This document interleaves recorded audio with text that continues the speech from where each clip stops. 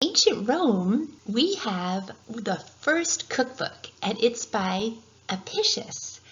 So the first cookbook was written in the 4th century AD, and it has all these different recipes and tells us a lot about what the ancient Romans actually ate. And in ancient Rome, they really grew the same crops that they grew in ancient Greece. So grains are super important, and grapes, and also olives. The ancient Romans built on the same crops and diet that the ancient Greeks used, but the Roman Empire grew to encompass a huge area. Today, though, we're just going to talk about Rome itself, that region, where they would have had the Mediterranean climate with the mild winters, and they would have been able to grow all of the same crops that the ancient Greeks also grew. For the ancient Romans, pottage was a really important meal for them. Pottage is made out of grains, and it's a stew kind of soup that includes grains and vegetables and meat if they had it.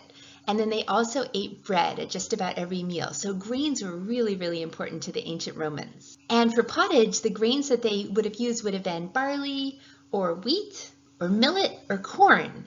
The good thing about pottage is that you don't have to grind those wheat kernels into flour to make bread. You just put the kernels right into the stew and boil it. So it's a much faster and easier way to use your grains and get a meal. And most of the Romans ate pretty simply. They ate a lot of vegetables, and then when they could afford it, they would add fish or meat or bread or wine or olive oil to their meal. Grain was so important to Romans that the Roman government set prices for grain, which goes to show how organized their government was. And in hard times, they tried to make sure that every family had some grain. Let's take a look at the different protein that the Romans ate. They grew vegetable protein, so they grew lentils and chickpeas and other kinds of dry beans, just like the ancient Greeks. And that made up a big portion of the protein that they ate. But they also had a wide range of places where they found protein. So they ate eggs from lots of different kinds of birds. They had domesticated animals, which they ate. And then they also hunted. So they hunted wild boar, they hunted wild birds like even flamingos, and they even ate really small mammals like dormice, and they ate a lot of fish. So some of the other meats that the ancient Romans ate were beef and pork and venison or deer, hare, rabbit, guinea fowl, pheasant, chicken and geese, peacocks even. In fact, they used to have backyard barbecues where they would roast up a big wild boar. We even have some recipes from Apicius's cookbook about dormice. So here's a roasted dormouse recipe. Roast with honey, cumin, dates, wine, vinegar, and olive oil. And then here's a baked dormice recipe.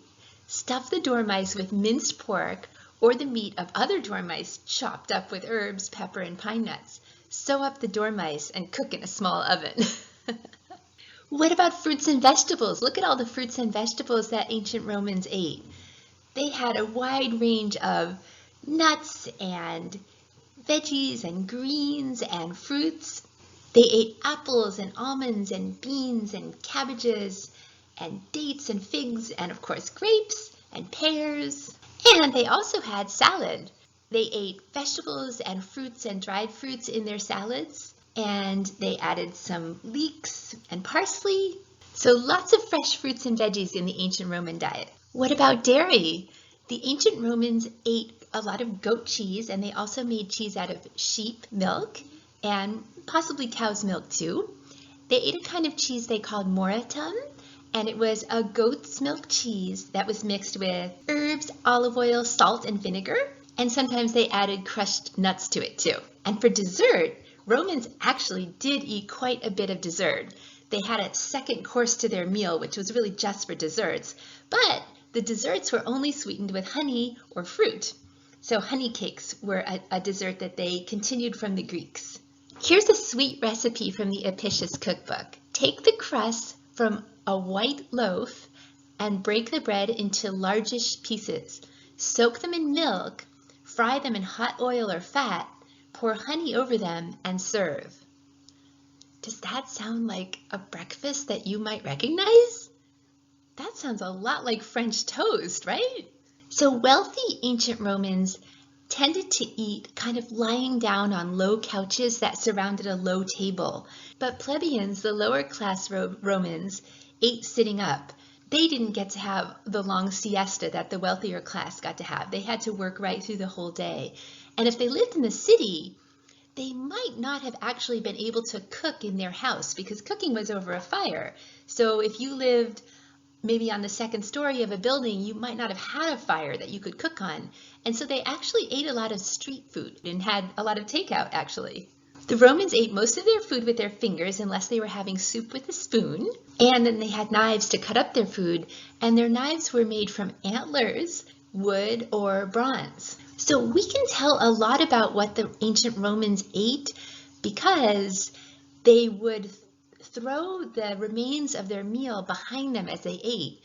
And so there are paintings of that, which you can see in this picture, and you can see little pieces of all of the different kinds of foods that they were eating.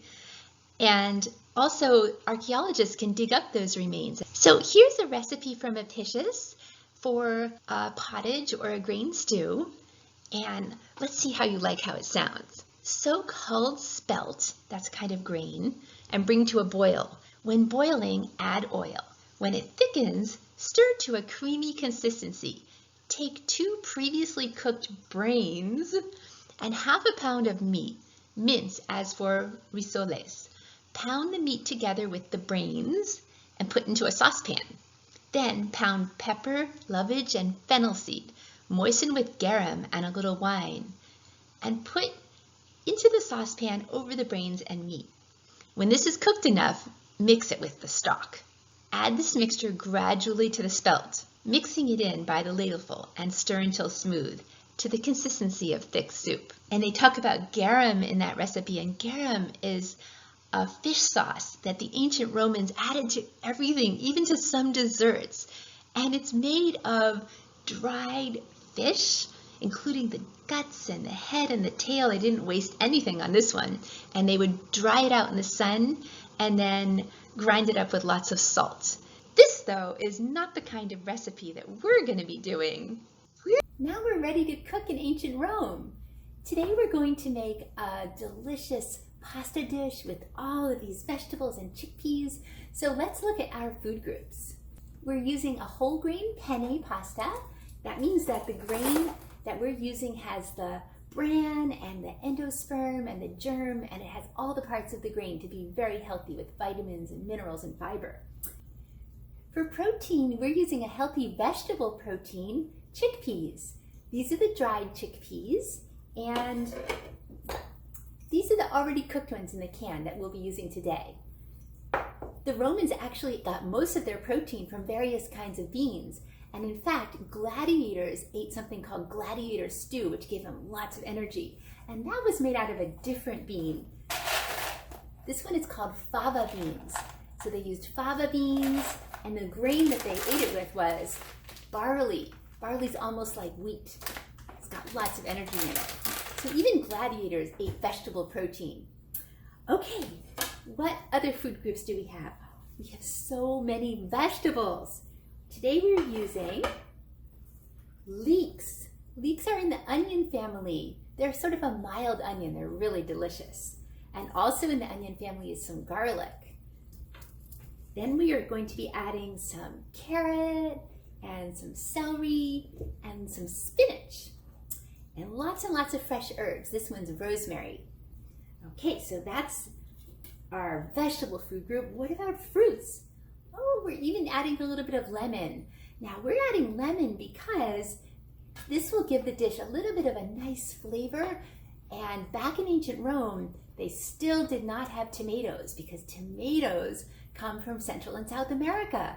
So they hadn't been over there yet. They hadn't found out about tomatoes. So they didn't have spaghetti or pasta or pizza with tomato at all. But lemon adds a nice little twist to make things taste good. So we'll use some lemon, and that's our fruit.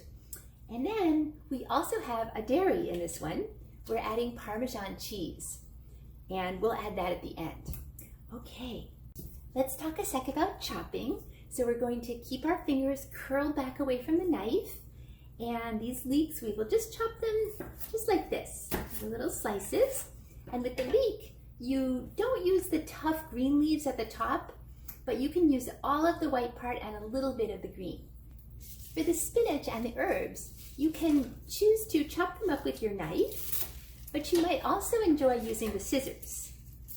That's also a great way to chop them up.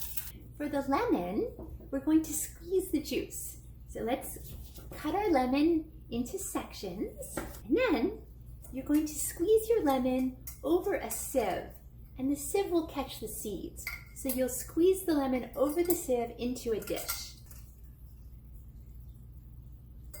That way we can catch the seeds and we get the juice. For our cheese, we're going to grate it up with a grater, and here's a nice safe way we can do that. So what we do is we take our piece of cheese and we're going to wrap our cheese up with our hand wrapped in a towel.